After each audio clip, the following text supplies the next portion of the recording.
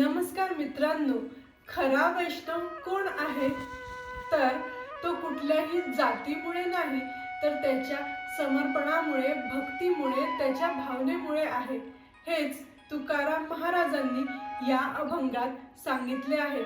आजचा अभंग आहे, वैष्णव तो जया, अवघी देवावरी माया, नाही आणिक प्रमाण, तन धन तृण जन, पडता जड भारी, नेमा न टळे निर्धारी, तुका म्हणे याती, हो का तयाची भलती. या अभंगात संत तुकाराम महाराज म्हणतात, वैष्णव तो जया, अवघी देवावरी माया.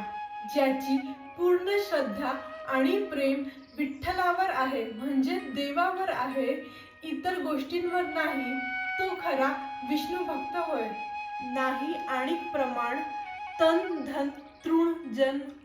ज्याला तन धन जन विठ्ठलासमोर तृणासमान वाटतात, ज्याला केवळ एकच भगवंत देव मान्य आहे, पडता जड भारी, नेमा न टळे निर्धारी.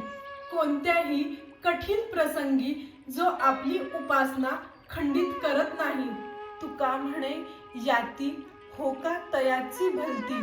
तुकोबा म्हणतात, त्याची जात कोणतीही असो, तो वैष्णवच आहे. जय हरी विठ्ठल.